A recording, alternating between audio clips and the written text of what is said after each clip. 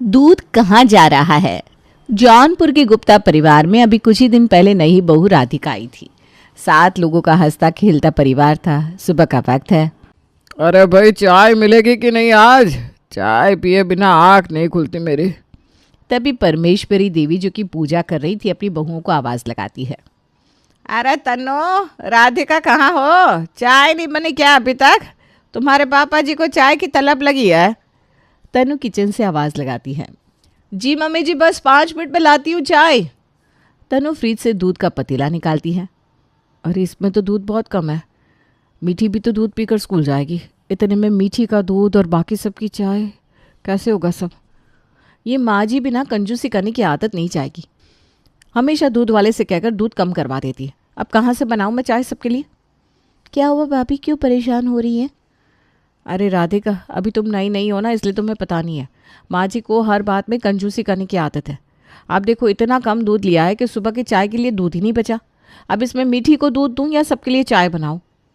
Chill भाभी, आप मीठी को दूध पिला दीजिए, मैं सबके लिए लेमन टी बना देती हूँ। लेमन टी वैसे भी हेल्थ के लिए अच्छी होती है। अरे ये तो अच्छा दिमाग लगाया तुमने। तनु मीठी को दूध पिला देती है और राधिका सबके लिए लेमन टी बनाती है। लीजिए पापा जी आपकी चाय। अरे ये क्या बेटा, चाय में दूध तो आया नहीं। पापा जी ये लेमन टी है, हेल्थ के लिए अच्छी होती है। लो भाई, इतने सालों से दूध वाली चाय पीता आ रहा हूँ, आज तक तो किसी ने नहीं कहा कि दूध वाली चाय मत पियो। पर अब नई बहू ने तो चाय पर भी रोक टोक शुरू कर दी। घोर कलयुग है भाई। बहू बेटों को बूढ़े बाप की चाय भी खटकती है। क्या हुआ जी, क्यों सुबह सुबह बड़बड़ा रहे हैं? मिल गई ना चाय आपको? हाँ मिली ना, लेकिन चाय नहीं, काला पानी है। यह देखो, बिना दूध की चाय। अरे तन्नू, ये क्या बना दिया तेरे पापा जी के लिए? तुझे पता है ना तेरे पापा जी को दूध वाली चाय पसंद आती है। तभी राधिका बोल पड़ती है। माँ जी, वो भाभी कह रही थी दूध खत्म हो गया है तो मैंने लेमन टी बना दी। वैसे भी हेल्थ के लिए ये अच्छी होती है, लीजिए आप ही पीजिए। हैं? दूध खत्म हो गया है? अभी रात में तो मैंने देखा था, दूध तो था पतीले में।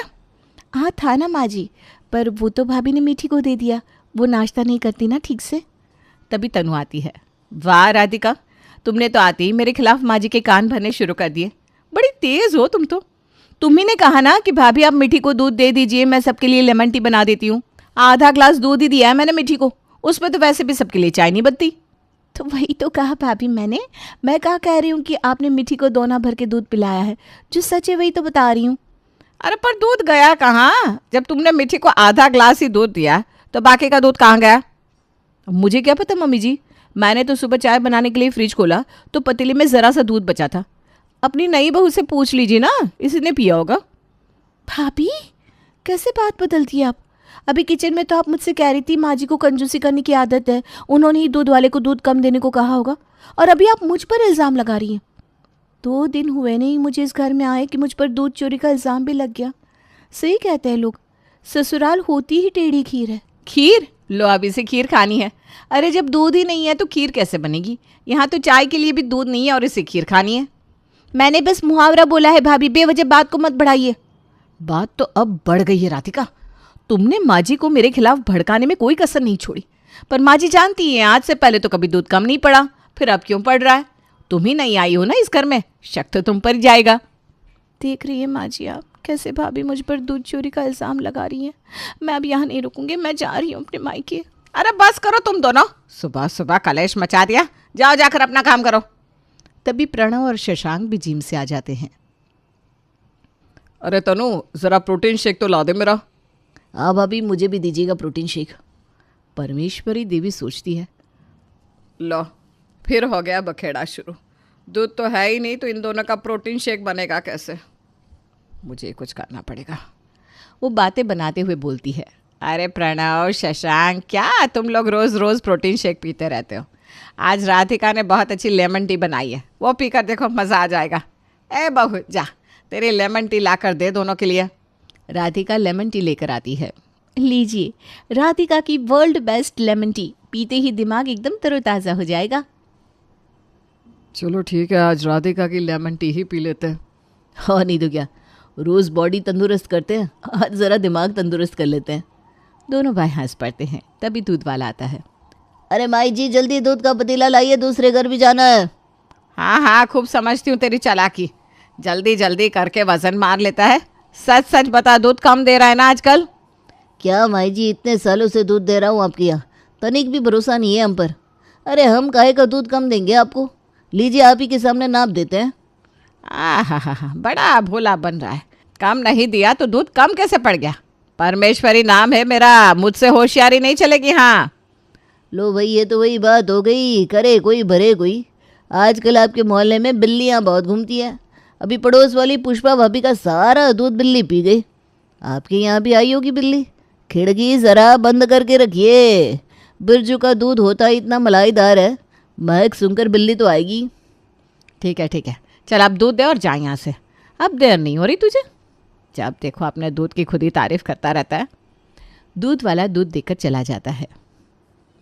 दूध वाले को दोष मत दीजिए माँ जी, अपनी छोटी बहू की हरकतों पर गौर कीजिए। ज़रूर यही पी जाती होगी दूध। अरे ये क्या कह रही हो तुम तनु? अगर पी जाती है राधिका दूध तो क्या हुआ? उसके एक गिलास दूध पी लेने से कुछ घट नहीं जाएगा तुम्हारा? दूध कम पड़ रहा है तो दूध बढ़ा दो मम्मी। अरे बेटा, इस तरह तो बजट भाग जाएगा। हद होती है मम्मी आपकी कंजूसी की भी। सही तो कह रहे हैं भैया, बढ़ा दो ना एक शेर दूध। लो भाई, सबको मैं ही कंजूस लगती हूँ। मुझे क्या है, बढ़ा दूंगी दूध। पैसे तो तुम दोनों को ही देने, संभालो अपना घर। परमेश्वरी देवी बड़बड़ाते हुए कमरे में चली जाती है। अगले दिन परमेश्वरी देवी दूध वाले को एक शेर दूध ज़्यादा देने को कहती है। शाम के वक्त, मम्मी भूख लग रही है, मुझे मिल्क शेक बना दो ना, मिल्क शेक पीने का मन है। हाँ बेटा, अभी बना देती हूँ मिल्क शेक। तनु किचन में जाती है और थोड़ी देर बाद हाय तौबा मचाते हुए वापस आती है। हे भगवान, दूध कहाँ गया है सारा? अभी दोपहर को ही तो मैंने गर्म करने को निकाला था। ये क्या हो रहा है इस घर में? क्या हुआ मम्मी, मिल्क शेक दो ना। अरे कहाँ से दूँ मिल्क शेक? इस घर में दूध बचे तब ना। पता नहीं दूध को किसकी नज़र लगी है। बिरजू कह रहा था भाभी मोहल्ले में बिल्लियाँ बढ़ गई हैं, उन्हीं की नज़र है सबके दूध पर। हाँ, एक बिल्ली हमारे घर पे तो आई है। तुम भी क्या बिल्ली से कम हो? दूध भी पीती हो और झपट्टा भी मारती हो। कुछ कहा क्या भाभी आपने? नहीं, मैं कहाँ कुछ कह रही हूँ। मैं तो बस ये सोच रही हूँ कि अब मीठी को क्या दूँ। इससे मिल्क शेक चाहिए पर दूध तो है नहीं घर में। फिक्र मत करिए भाभी, मैं अभी मीठी के लिए टेस्टी टेस्टी जूस बना कर लाती हूँ। मुझे जूस नहीं, मिल्क शेक चाहिए, मुझे जूस नहीं पीना। राधिका जूस लेकर आती है। मीठी बेटा, ये स्वीट लाइम जूस से बहुत टेस्टी होता है और हेल्दी भी। इससे तो मीठी सुंदर सुंदर हो जाएगी। राधिका मीठी को ज़बरदस्ती जूस पिला देती है। मीठी मुंह बनाते हुए परमेश्वरी के पास जाती है और गुस्से में मुंह फुलाकर बैठ जाती है। उसे देखकर परमेश्वरी देवी मुस्कुराती है और उसे अपनी गोद में बिठा लेती है। क्या हुआ मेरी लाडो को? गुस्सा क्यों है मेरी लाडो? किसी ने कुछ कहा क्या? बता मुझे, मैं अब भी खबर लेती हूँ उसकी। दादी, मुझे मिल्क शेक पीना था पर मम्मी ने बना के नहीं दिया, कहा कि दूध खत्म हो गया है। राधिका चाची ने जूस पिला दिया, मुझे जूस पसंद नहीं है, मुझे मिल्क शेक पीना था। मीठी की बातें सुनकर परमेश्वरी देवी सोच में पड़ जाती है। कोई बात नहीं बेटा, मिल्क शेक कल पी लेना। हाँ, पर दादी, जब इतना सारा दूध गिराने के लिए है तो मेरा मिल्क शेक क्यों नहीं बन सकता? अब डांटो ना मम्मी और चाची को, ये लोग दूध गिरा देते पर मुझे नहीं देते। ओहो, तो ये बात है। बच्ची ने देख लिया पर हम में से किसी का ध्यान नहीं गया। अरे तन्नो, राधिका जरा इधर तो आना। जी माँ जी, कहिए। कहिए माँ जी। अरे तुम लोगों को दिखाई नहीं दिया पर मीठी ने बता दिया कि दूध कहाँ जा रहा है। क्या मतलब माँ जी, मीठी ने क्या बताया आपको? अरे यही कि दूध बिल्ली गिरा देती है। पर दादी, बिल्ली बाथरूम में कैसे जाएगी? हाँ माँ जी, मीठी बिल्कुल सही कह रही है। बिल्ली बाथरूम के रास्ते आई होगी, बाथरूम की खिड़की खुली छूट गई होगी मुझसे।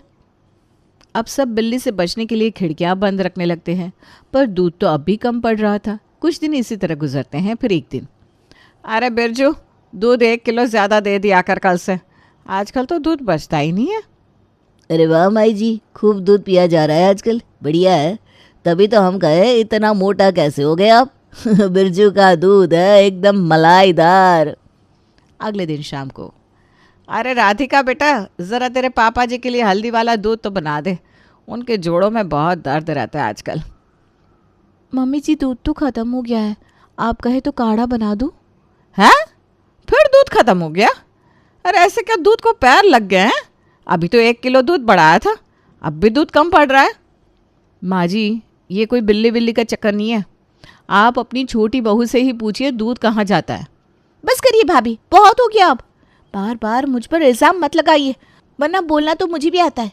अभी कल ही देखा था मैंने, रात में छिप के आप कुछ ले जा रही थी ग्लास में। जब ठीक से देखा ना हो ना तो बोला मत करो राधिका। मैं रात में प्रणव के लिए गर्म पानी लेकर जा रही थी, उनके गले में खराश थी, और तुम्हें शक था तो उसी वक्त मुझसे पूछ लेती। अरे अब बस करो, फिर से शुरू हो गई दोनों। परमेश्वरी देवी के डांटने पर दोनों बहुएं चुप हो जाती हैं और अपने कमरे में चली जाती हैं रात के खाने पर। अरे तनो, रोज रोज ही एक ही भिंडी तोरी लौकी खाकर मन उब गया है। अब दूध तो ज़्यादा आता ही है घर में। अब पनीर जमा दो, कल पनीर की सब्जी खाएंगे। चुप हो जाओ, कोई इस घर में दूध की बात नहीं करेगा। पनीर खाना है ना तो लेकर आना बाहर से प्रणव, घर में पनीर नहीं होगा। अरे पर हाँ पापा, दूध खत्म हो जाता है। मम्मी चाची दूध से बाथरूम साफ करती है आजकल। अरे मिठी चुप करो, बड़ों की बातों में बीच में नहीं बोलते। हाँ बच्ची है, कुछ भी बोलती है। पर परमेश्वरी देवी को मीठी की बात सुनकर थोड़ा शक तो होता है कि ज़रूर दाल में कुछ काला है। सबके सोने के बाद वो अपने पति से कहती है, सुनिए जी, मुझे तो लगता है दाल में ज़रूर कुछ काला है। पता तो करना होगा कि दूध आखिर जाता कहाँ है।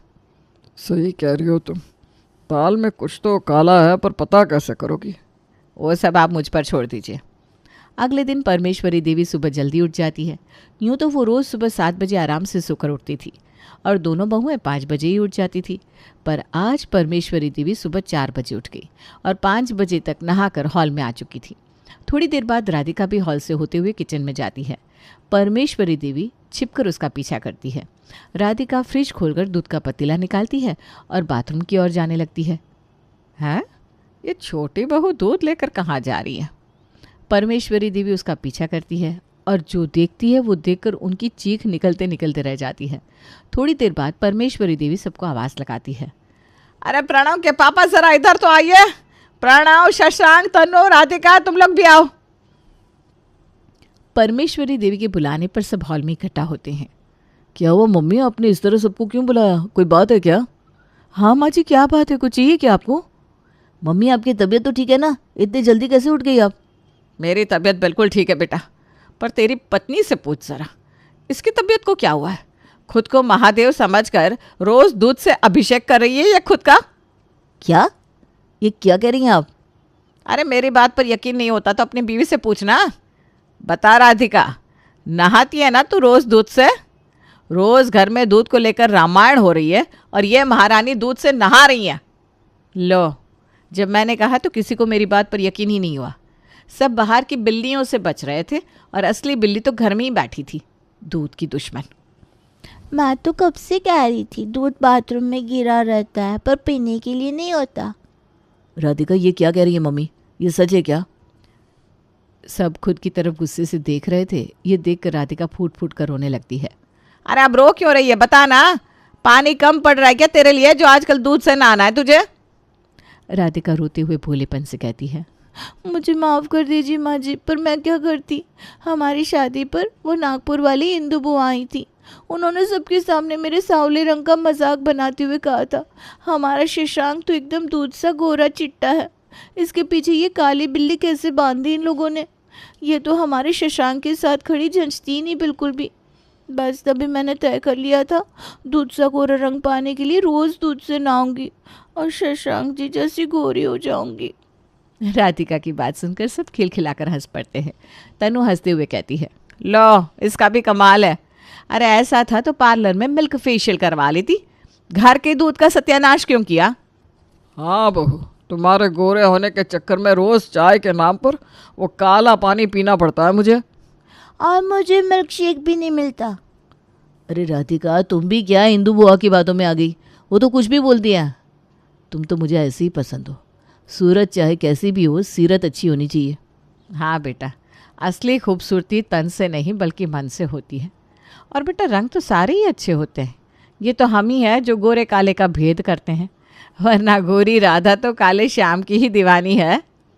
सबकी बात सुनकर राधिका को भी अपनी गलती का एहसास होता है और वो सबसे माफ़ी मांगती है। सब राधिका को हंसकर माफ़ कर देते हैं। मीठी को अब राधिका ही कभी चॉकलेट शेक तो कभी मिल्क शेक बनाकर देने लगती है और सोमनाथ को भी सुबह सुबह दूध वाली चाय मिल जाती है। पूरा परिवार एक बार फिर से खुशियों से भर जाता है।